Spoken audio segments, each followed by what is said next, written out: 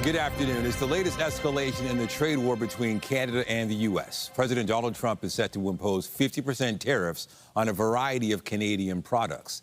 Trump says the reason behind the tariffs is what he calls Canada's unfair treatment of the U.S., including bans on American alcohol, limits on U.S. car exports to Canada, as well as Canada's protected dairy sector. Yesterday, Trump signed orders under Section 338 of the Tariff Act of 1930, imposing 50% tariffs on a long list of Canadian goods.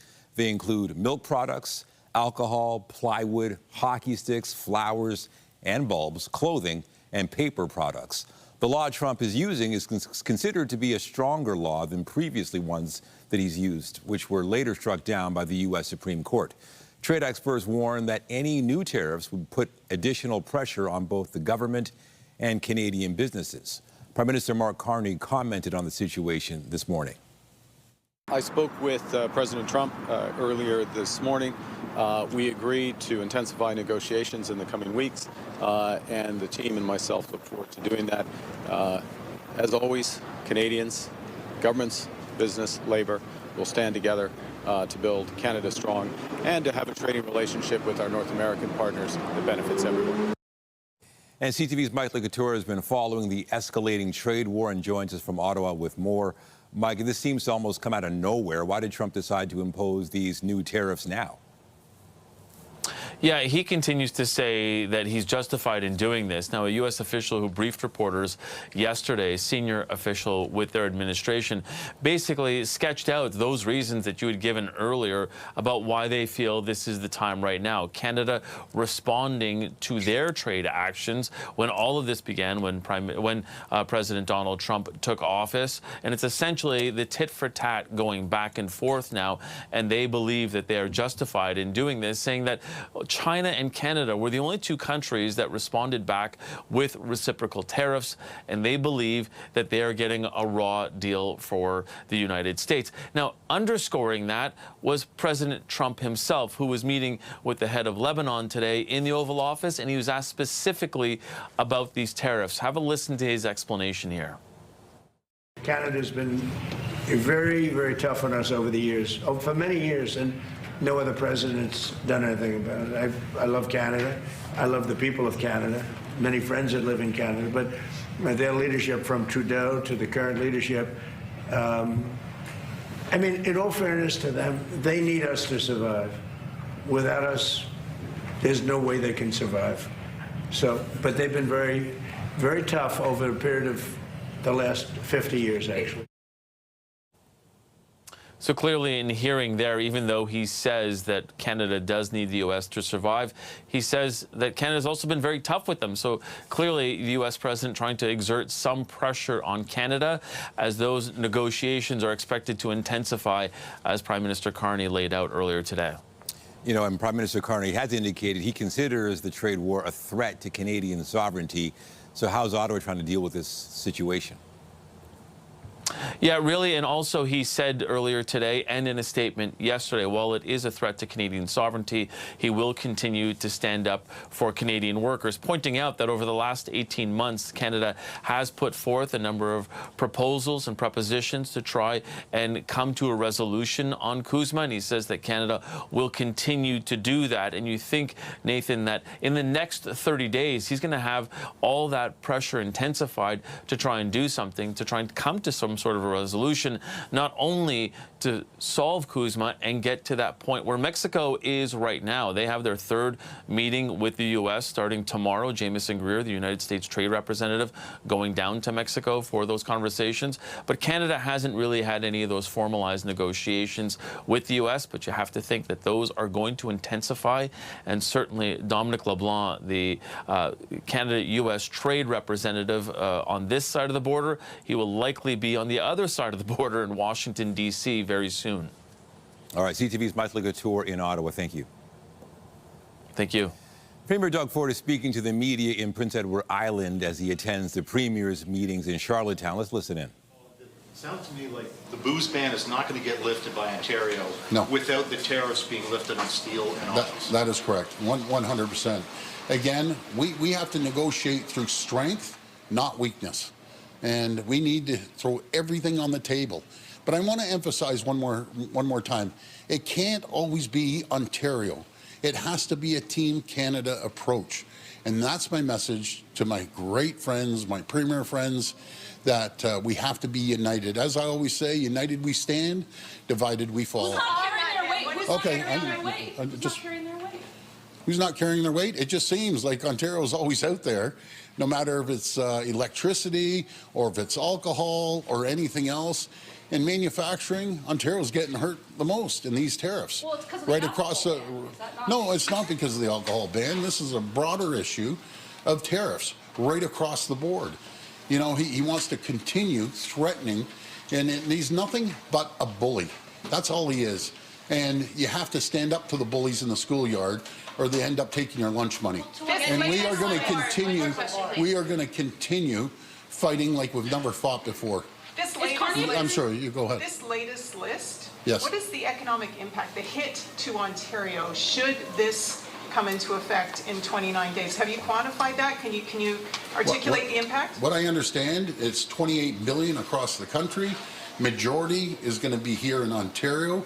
That's why we can't roll over. We have to hit back. We have to, rather than be on our back heel, as I said, we have to go forward, take the offense. We are an energy powerhouse, and we could dismantle the U.S. if we wanted to, if we all work together.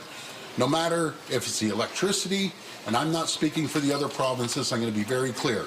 The potash, the oil, we're their #1 customer in the world. They need to feel the pain rather than us constantly feeling the pain. But thank you, everyone. Thank you, everyone. We'll never stop fighting for Canada. Thank you. Don't All right, that was Premier Doug Ford. He's at the Premier's meetings in Charlottetown, and he was there speaking to the media, responding to Trump's imposition of new tariffs that will take effect August 19th. Ford says, quote, we need to negotiate through strength, not weakness. So that would suggest he's got no plans to change his stance on counter tariffs. All right, we're going to, of course, continue to follow what happens there. Still to come, wildfires continue to burn across the country. We'll have the latest on the situation in Ontario and nationwide a little bit later in the newscast. But first, a 17-year-old boy is fighting for his life in hospital following a stabbing aboard a bus in Mississauga overnight. An 18-year-old woman was taken into custody at the scene. CB24's Steve Ryan's been following the investigation and joins us live with more. Steve.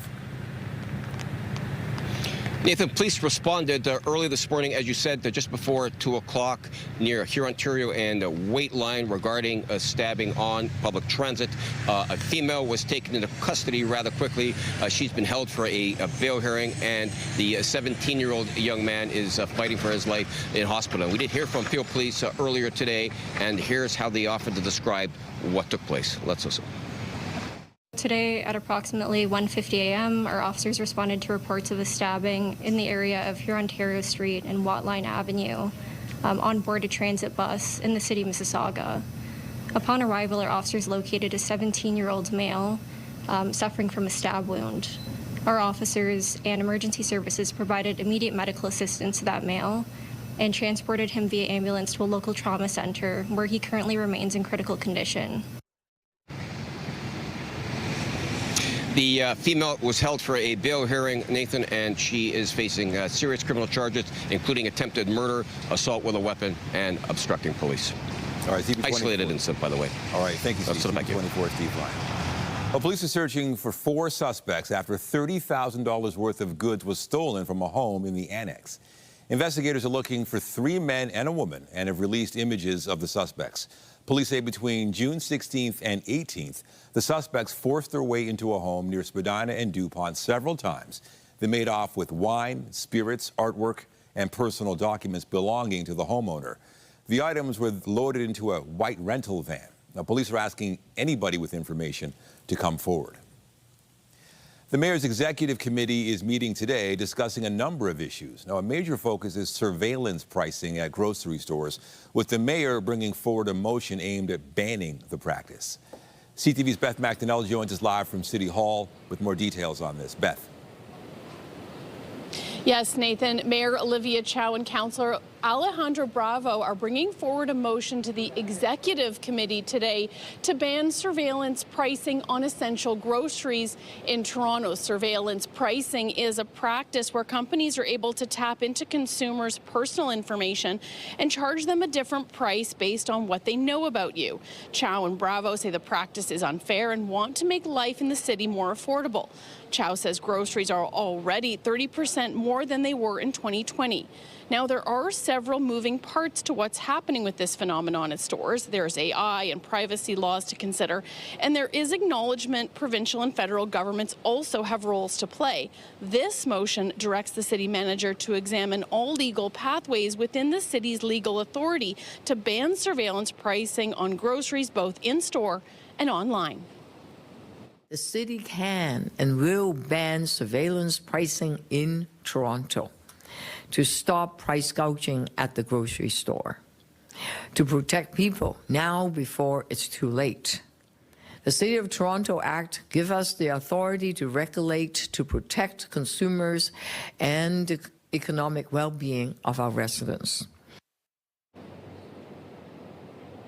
The mayor's office says the city already uses some of these powers in other areas. It requires some licensed businesses to clearly display prices, and it has rules around scalping on public streets and sidewalks. This motion is expected to be back at City Council in the first quarter of 2027.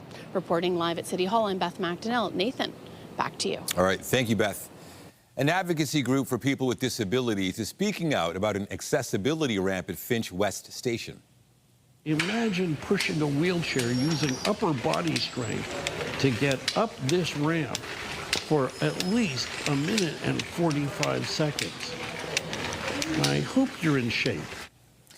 The Accessibility for Ontarians with Disabilities Act Alliance calls the nearly 80-meter-long ramp connecting Line 1 and Line 5 at Finch West Station the stupidest ramp in the world, while the station has elevators serving other lines. Now, the group says this ramp is the only option for transit riders with disabilities going between Line 1 and Line 5.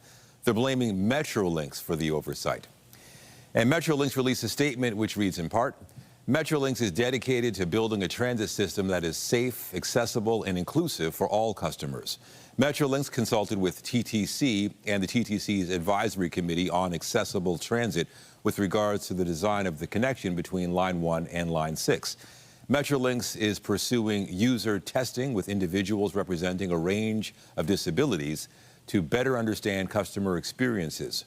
We continue to work closely with the TTC to ensure customers continue to have safe, convenient, and accessible access at all of the Line 5 and 6 stations.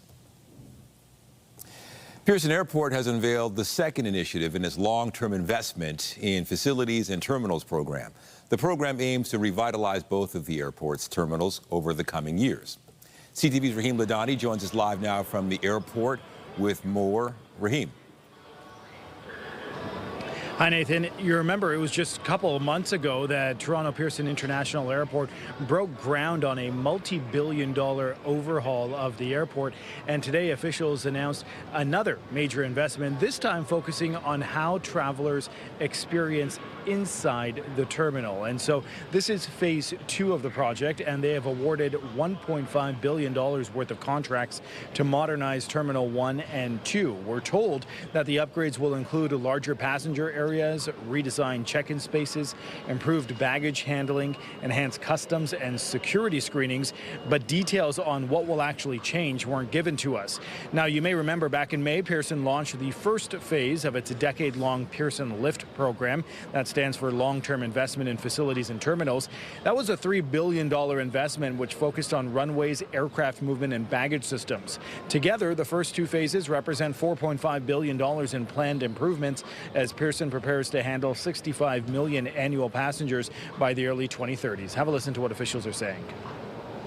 This particular program is about reliability, it's about digital enablement and capacity at Pearson, providing more space, ease, fluid movement for passengers' journeys that are traveling outbound, as well as those that are journeying into inbound into Pearson as well. It's going to be a series of manageable chunks of work that are going to be done and organized in such a way to minimize the pain that passengers are going to be experiencing, in a measured way as we go through this airport.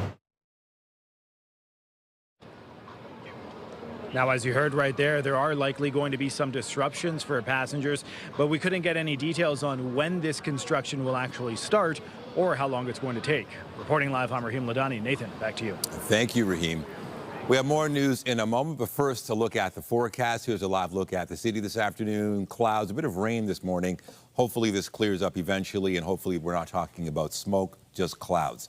Let's bring in Lindsay Morrison with a look at how things are now. Hey, Lindsay. Yeah, Nathan, it's shaping up to be a pretty active day overall. I'm going to step aside to show you that we are under a severe thunderstorm watch here in the city of Toronto, and that watch is widespread across the province. The areas that you see here in orange are under severe thunderstorm warnings, and I am a little bit concerned about some of these storms impacting areas like Hamilton, Burlington, Oakville, Waterdown, Dundas. There's a whole lot of lightning associated with this one and some very heavy downpours. Hail is a possibility. And not only that, I'll step aside here just so you can see, it looks as though something called training might happen here. And that's where one storm after another hits the same area. So just a heads up for the west end of the GTA right now. But essentially everywhere around the Golden Horseshoe, we need to be prepared for some active weather today. It is windy. We're experiencing gusts already in places close to 50 kilometers per hour. 23 degrees, feels more like 31 out there right now, so it is muggy. We're at a 4 on the Air Quality Health Index, so the low end of moderate, that air pollution not gone entirely, but today's active weather could help. Chance of showers, risk of thunderstorms, maybe severe in nature through the rest of this afternoon and early evening. 27 degrees likely to feel like 35, but we are in for a big cool down into the day tomorrow. So we'll talk about how and why your Wednesday might feel a little more like fall coming up. But for now, Nathan, back to you. All right, thank you, Lindsay. The wildfires burning across the country are having a major impact on Canada's forestry sector. CTV's Alex Carpa has more on the threat facing Manitoba's logging industry. So that is jack pine. Grant Currian is looking over what he says is a dwindling supply of logs on his property. He's among Manitoba loggers worried about the long-term impact on the industry as wildfires rage across the country. When you get a fire, you get a void in that inventory. So that means it's going to hit you, it's going to impact you down the road. Currian says that impact is already being felt. Last year's wildfires burned nearly 9 million hectares across Canada, including 2.38 million hectares in Manitoba. Supply has definitely dwindled. It is getting very concerning. Canada's forest sector employs about 200,000 people and contributes more than $20 billion to the economy. Analysts say wildfires create a ripple effect across the industry by reducing the timber available for mills. This is a seasonal thing where we get, the fires are around longer and longer as it goes, but the bigger problem is as the fires burn, that takes away more fiber for mills, and a lot of times you have to go back and salvage what you can. The loss of timber also threatens jobs, particularly in rural and northern communities that rely on forestry. Experts fear an already active wildfire season could intensify. It looks like a very active season. It's kind of reminiscent of 2024. Had a quiet start and then picked up, and that's exactly what 2026 is doing. Despite the challenges, Currian says he'll do everything he can to keep his operation running. The fires have gotten a lot worse. Currian says provincial and federal governments should be investing more into wildfire prevention and suppression, saying stronger firefighting efforts are critical to protecting an industry that has become increasingly vulnerable. Alex Carpa, CTV News, Elma, Manitoba. And hundreds of wildfires are burning in Ontario and across the country. There are currently 896 active wildfires in Canada, and that represents a drop of just over 40 compared to Monday. However, there is concern about the number of out-of-control wildfires. They're represented by red dots on this map, with the fires burning in 7 provinces and 2 territories. And CTV's Scott Hurst has been following the wildfire situation across the country and joins us with more. So, Scott, what else do you know about this nationwide problem? Nathan, good afternoon. Our colleague Alex Carpa in that report really focusing in on the economic impact of wildfire season. But of course, there's also a very real and personal impact for many. lives and livelihoods currently upended by the ongoing wildfire threat. We've focused for many days now on the situation in northwestern Ontario, where evacuation orders and alert continue to be expanded over the past 24 hours. We heard as of late yesterday, according to the Premier, there are more than 1,800 wildfire evacuees from roughly 13 communities. But as you showed by the map and you pointed out, overall, there are just shy of 900 fires burning right across the country, and the flames have churned through a whole lot of land. Specifically, when we talked about Ontario's fire season, the 10-year average for Ontario's fire season is about 358 fires. So far this year, Nathan, there have been more than 560 fires burning through more than 7,200 square kilometers. But as you saw by the map, it's not just Ontario. We focus in on BC as well, where there are just shy of 90 active fires, with thousands of lightning strikes reported last week. Wildfire officials are reporting increased activity and are also concerned about the stretch of hot and dry weather that they are about to experience over the week ahead, Nathan. And also, Scott, there has been talk about a national fire strategy. Is that going to happen? There was talk about this from Ontario's Premier yesterday, hoping to bring this topic up once again at the meeting between the Premiers and the Prime Minister. It might be put aside because, of course, the latest tariff threat from U.S. President Donald Trump. But these are not new conversations, but they do come on the heels of a recently released Senate committee report that came out in June detailing the wildfire crisis and really demanding more action and much more coordination from the federal government with provincial, territorial partners, as well as more regional partners and First Nations as well. The report demanding more urgent action and coming out with 15 recommendations, some of them including a federal coordination office for wildfires and emergency response, along with a national fleet of firefighting aircraft and trained personnel that would be pre-positioned throughout the country, particularly during wildfire season. As the report is highlighting, fires are increasingly becoming a major economic, social, and public health challenge. We saw that here in the Greater Toronto Area with the wildfire smoke that wafted in and impacted millions more far away from the fires, impacting us here in Toronto late last week. And the report is calling that on the federal government for a much more coordinated effort on a much larger scale, Nathan. All right, CTV's Scott Hurst in the CTV National Newsroom. Thank you. Thanks, Nathan. Well, Donald Trump insists his plan to impose a 50% tariff on multiple Canadian goods is not a result of the wildfire smoke drifting across the border. But the U.S. president said today it remains a big problem in his country. A lot of damage has been done. They're not managing their forests properly, and the wind has a tendency to blow right over New York City, right over, you saw Detroit, they had to close the whole place. Michigan was really affected. They had to close businesses for 4 days. It's very serious what they're doing, and they don't seem to be able to do anything about it. If they managed their forests, they wouldn't have the fires. The Gordie Howe International Bridge is set to open on Monday, according to Windsor's mayor. Now, Drew Dilkin says he's expecting a ribbon cutting on Friday, followed by an official opening on Monday. He says pedestrians and cyclists should be able to cross the bridge starting August 5th. The bridge opening has been delayed multiple times. Terms of the deal made between Canada and the U.S. to open the bridge have not been released. Prime Minister Mark Carney says any revenue sharing from bridge tolls will only happen after the construction debt is repaid, before being split with the U.S. for the first 15 years. Canada's premiers are meeting in Charlottetown this week, and the threat of new U.S. tariffs is expected to dominate discussion. CTV's Rachel Aiello is live in Charlottetown and joins us live with more on the meeting. Rachel, we've heard some of the premiers already this morning. What has there been reaction to this topic, I'm sure, the new tariff threat? Yeah, absolutely, Nathan. I think it's fair to say that the initial agenda that they were supposed to be discussing here in Charlottetown has been torn up and thrown in the ocean, because really U.S. President Donald Trump's latest threat of 50% tariffs on a wide range of Canadian goods is certainly dominating the conversation here. We heard from a series of premiers this morning, including Saskatchewan's premier, Scott Moe, making it very clear that in his estimation, this is now prime time for the federal government to get to the negotiating table. They They have about 30 days before these new tariffs come into effect, and he wants to see the federal government leverage that time to try to negotiate with Trump and get to an overall agreement. And then, of course, a lot of the conversation has been around the booze bans. That's clearly been an irritant for the Americans, directly referenced in what the USTR put out yesterday. And so both BC Premier David Eby and Ontario Premier Doug Ford making it clear to reporters today they have no intention of backing off. They are not going to put American booze back on their shelves to appease the Americans over this. This is something they're saying they want to use as a leverage point, as a negotiating tactic going forward. Here's a bit more from Premier Ford on that. We can't keep rolling over for President Trump. We can't back down. We need a full Team Canada approach.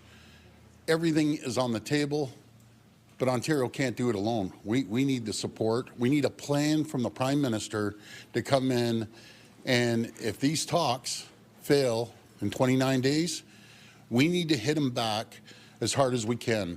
I'm tired of the bully trying to take our lunch money all the time. We always seem to be on our back heels. We need to be on the offense. Now, Rachel, the Prime Minister said to meet with the premiers later this week. What are we expecting to come out of those discussions?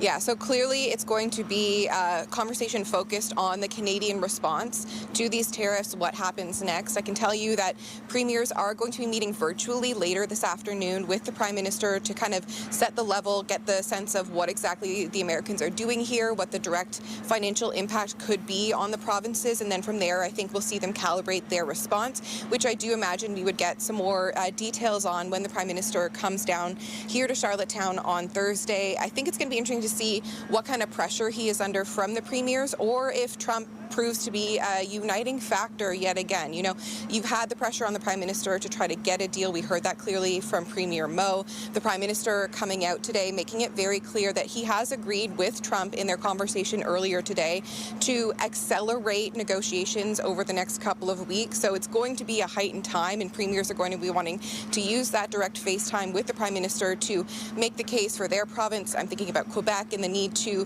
continually defend supply management, for example, try to get a sense of where the Prime Minister wants them to go on the booze bans. What we've got so far from Carney is that he views that they should stay in place until there is a broader deal. So while it's ultimately up to each premier to decide how they want to handle American booze on their shelves, Carney's advice seems to be, let's keep that leverage there until we have a bigger deal in place, Nathan. And Rachel, if they retrieve the agenda that was thrown into the ocean and they look at it, I mean, what else is on there that they might discuss? Absolutely. So today, as we're speaking, just over my shoulder, they are having a conversation with Indigenous leaders. Tomorrow is going to be when you see premiers sit down all together behind closed doors. Among the things they wanted to discuss, federal health care transfers, wildfire responses, needing to unite around issues of public safety. Of course, in Ontario, we've seen a number of incidents with police. I know Ford wanted to put that on the agenda. Broader conversation, and we're watching for some potential developments around interprovincial trade. A lot of talk about freeing up booze within this country, let alone dealing with the Americans. So that'll be part of the conversation. Of course, other international trade deals where they can leverage to promote their products outside of the United States. So those are some of the issues that they're hoping to still talk about. We'll see, obviously, how much of that they are able to do, but certainly a lot can be done away from that big table and on the sidelines of meetings like this one. All right, those bilateral meetings. All right, CTV's Rachel Aiello in Charlottetown. Thank you. Thank you. In Washington, U.S. President Donald Trump said this morning that Iran hasn't seen anything yet. If we left right now, it would take Iran 20, 25 years to rebuild. Okay? And we're not finished at all. But if we left right now, it would take them a long time, years to rebuild. But we're not leaving right now. Both sides continue to exchange fire, with the U.S. striking Iran and the Iranians attacking American allies in the region. Today, Trump said the U.S. will soon hit the Piquet Mountain area, located near a heavily damaged uranium enrichment facility. The Pickaxe site is linked to Tehran's nuclear program. And Trump spoke during an Oval Office meeting with his Lebanese counterpart. The U.S. president told his guests that he'll speak to Hezbollah if Lebanon wants him to. The Lebanese leader is expected to present a plan on how to disarm the Iran-backed militant group and secure Israel's withdrawal from Lebanon.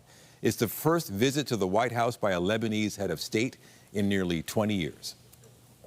Well, the odds of it happening are 1 in 15 million pregnancies. An Australian woman has given birth to identical quadruplets. The pregnancy was extremely high risk, but Emily, Harriet, Alexa, and Catherine were born at a hospital in Brisbane on July 14th through elective cesarean. Doctors say the baby's long-term outlook is really good, and they're expected to stay in the neonatal intensive care unit for several weeks. Their parents already have 4 kids, 10, 8, and 3, and 1-year-olds. The family has set up a GoFundMe campaign to help them financially. I'm sure they'll need it. Lindsay. Well, as we make our way through the rest of the day today, we are talking about the risk of severe thunderstorms. So what exactly does that mean, severe? This is some of the criteria. And today, what we are particularly concerned about is heavy rain, especially for areas that get multiple rounds of storms today. 50 millimeters or more is possible, along with some very strong winds. That risk of storms, as mentioned, continues into this evening. Tomorrow, it is much drier, but it's going to be cooler, especially with these winds changing direction. They're out of the southwest right now, but it is going to be a brisk northwesterly wind tomorrow. Coming up, we'll talk about just how chilly it could be tomorrow dayside and even into Thursday morning. That's after the break here on CTV News at noon. When you see it happen, send it to CTV News. Text 10400 from your screen to ours. Text 10400. All right, let's talk about the forecast. A little muggy out there, and I guess I'm delusional. I'm thinking, oh, this is going to clear really soon, but I guess it's going to be here for a little bit. Well, okay, the active weather is going to be here for the afternoon, probably the early evening too. And you mentioned smoke, and it's relevant because, of course, we know we've had plenty of it.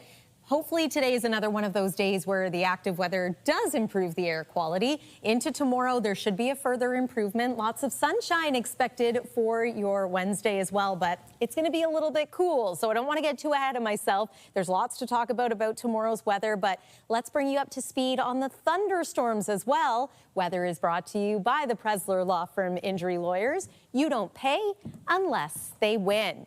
This is what it looked like early today in many different parts of the GTA, but this video specifically from the Oshawa area.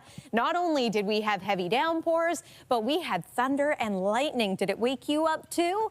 Mother Nature's alarm clock is what I like to call that. And then ever since, we've had breaks in the precip, even a little bit of clearing in some areas, but it's interesting with a setup like this. If you get a bit of clearing and a little bit of sun, that can fool you into thinking that, oh, we're now in the clear, it's going to be dry the rest of the day. Not on a day like this. A bit of additional sun can actually fuel the development of further thunderstorms. So we've got a frontal boundary moving through, and we have a cold front that's going to be impacting us through tonight, the evening hours anyway. So might see some storms along that, and then behind it, the colder air moves in. Widespread severe thunderstorm watch, that's for the areas in yellow that you see here, including the city of Toronto. We do have a couple of severe thunderstorm warnings. Those are for the communities that you see there in orange.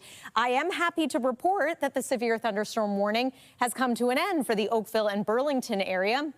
However, heavy rain continues to soak that part of the GTA, and we are now back into some rain downtown Toronto. Lots of lightning associated with the storms in this part of the province also. I'm watching a couple of cells make their way off of Lake Huron, some streamers off of Georgian Bay, and again, it's pretty active in parts of the Kawarthas at this hour too. Big picture look at what's been happening. Yesterday's rain, same system in northwestern Ontario. I think that was very helpful for those battling the wildfires. For us, again, might help clear the air. There's already been significant rainfall in many areas. Some areas could see an additional 15 to 30 millimeters of rain before all is said and done. And earlier I mentioned training, and that's where the same areas tend to get hit by storms over and over again. Those are the areas that we're concerned about, maybe 50 millimeters of rain today or more, and that includes parts of the GTA. There's tomorrow morning, still some spotty showers and some cloud cover. It is going to clear out, but we are going to have a strong northwesterly wind tomorrow. So even though it's going to be sunny for the afternoon and sunny into the day on Thursday, Thursday. It's also going to be a little cool. Drifting smoke, again, a bit of a story, but I do see improvement when it comes to the air quality for tomorrow and into the day Thursday also. Temperature-wise, 22 degrees, feels more like 30 this hour at Pearson Airport. 27 degrees is our expected high, feeling like 35. Tonight, we're looking to dip into the teens for an overnight low, unlike last night when we stayed at 20 degrees or above, so that makes it 12 nights so far this season.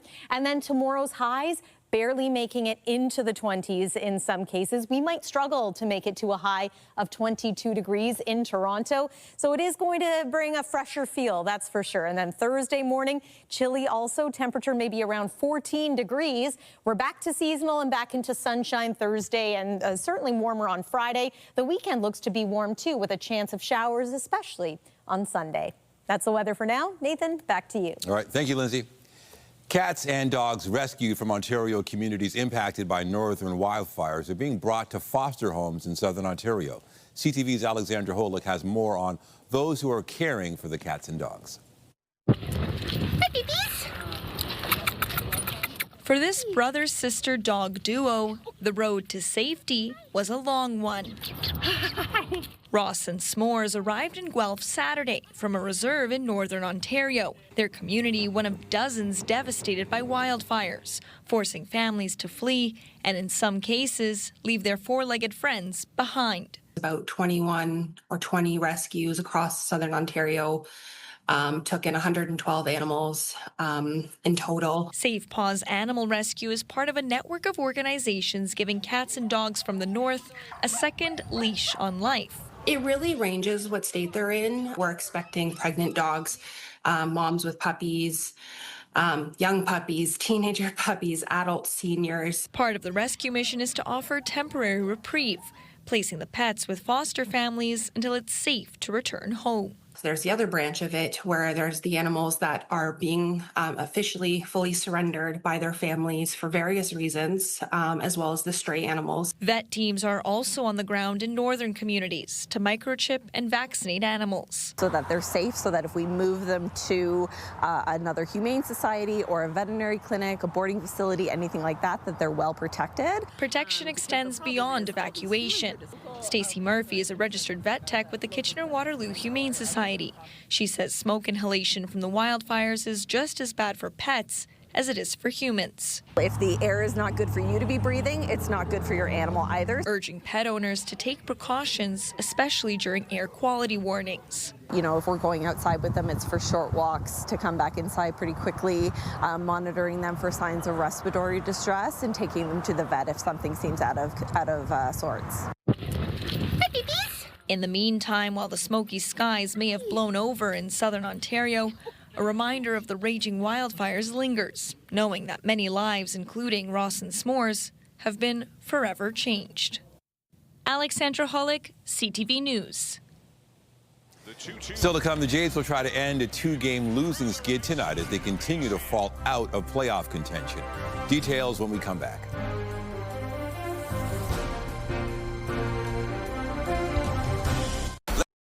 The Blue Jays continue to tumble further out of playoff contention and now sit 8 games below 500. The 2-2. And through the right side, a base hit. Alejandro Kirk drove in a run for the Jays in the 4th inning last night, but that would be all the offense the team could muster. They ended up losing the game 7-1 to the Rays.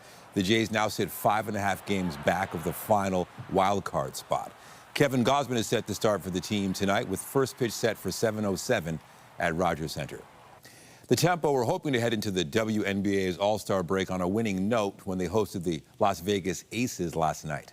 Trying to get some quick rotations. Harrison, fade away. Isabel Harrison scored 26 points for the Tempo, but the team ended up losing the game 109-83. The Tempo return to action July 28th when they take on the Minnesota Lynx. Meanwhile, Marina Mabrey, the Tempo's first ever All-Star selection, will represent the team in the WNBA's All-Star game in Chicago on Saturday. A record number of Canadians tuned in to watch the FIFA World Cup. Lamine Yamal, Pedro Porro, Williams, and thundered in for Spain by Ferran Torres! TSN says there were more than 30 million unique viewers, which works out to roughly 75% of Canada's population. 6.4 million viewers tuned in on Sunday to watch Spain beat Argentina, making it the most watched World Cup final ever in Canada. The tournament attracted a per-game average audience of 1.6 million viewers, up more than 50% from 2022. Both TSN and CTV are divisions of Bell Media. Still to come, the Toronto International Film Festival has unveiled the majority of the lineup for its 51st edition. We'll have more on what's set to be screened when we come back. Toronto and the GTA are seeing a significant expansion in data center construction to meet the growing demands of artificial intelligence. Advocates say the centers will support substantial economic development. However, critics are concerned about the long-term strain on Ontario's electricity supply. Daniel Wigdor, a U of T professor and CEO of AI venture studio AXL, is among more than 200 economists and Nobel laureates who signed an open letter this week urging leaders to act now to manage the economic impact of artificial intelligence. Oftentimes, the people who are building these things are asking for tax subsidies. And so that's a potentially very high cost. And I think the question we need to be asking is not so much what is the job that's going to be done by a person to build the data center, because that's a relatively short-term proposition, and it's not what is the job that's going to be done by the people running the data centers, because these are largely automatic things that don't require a lot of people. But who are the people who are going to be really benefiting? Who are building the companies that are going to be using these data centers? And what have we done to ensure that that real benefit is going to be accruing to the local community and to Canada? And right now, I haven't seen a lot of evidence that we're ensuring that that's happening. City councillors in Hamilton recently voted down a temporary pause on new data centers, which had been considered as a possible model for other municipalities. The Toronto International Film Festival's unveiled the majority of the lineup for its 51st edition. It will feature world premieres from Chris Rock's drama Misty Green, as well as Peter Farrelly's Sylvester Stallone film I Play Rocky.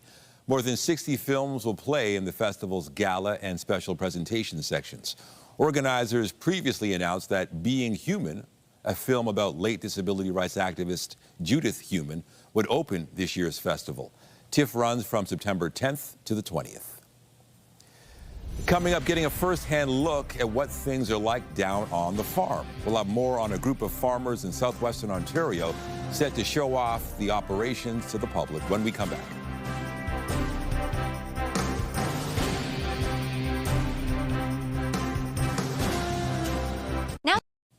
Farmers in southwestern Ontario are set to open up their operations to the public this weekend. It's part of an annual tradition to give people a behind-the-scenes look at how food ends up on their tables. CTV's Scott Miller has the story. Nearly 30 years ago, Joe and Barb Terpstra started milking cows near Brussels. In 1997, we started with about 100 cows, and after that, we built a barn, went up to 300 cows. And then this latest build has allowed us to go to 400. This Saturday, the Terpstras open up their dairy operation to the public for the 29th edition of Breakfast on the Farm, a farm and food care initiative to bring consumers up close and personal to the farms that produce some of the food they find at the grocery store. We want people to come in and see how we look after our animals, and that more confident in the product that we're making. 58,000 people have visited an Ontario farm during the 28 previous Breakfast on the Farms, which were designed in 2013 to bridge a growing divide between food consumers, making up the majority of the population, and food producers, making up a minute fraction of Ontarians. When somebody goes to the grocery store, there's a lot of choices, and we're wanting people to make a local choice and see the whole foods and the foods that are good for them, and produced on local farms. A big part of the Terpstra's 1,200-acre operation, which produces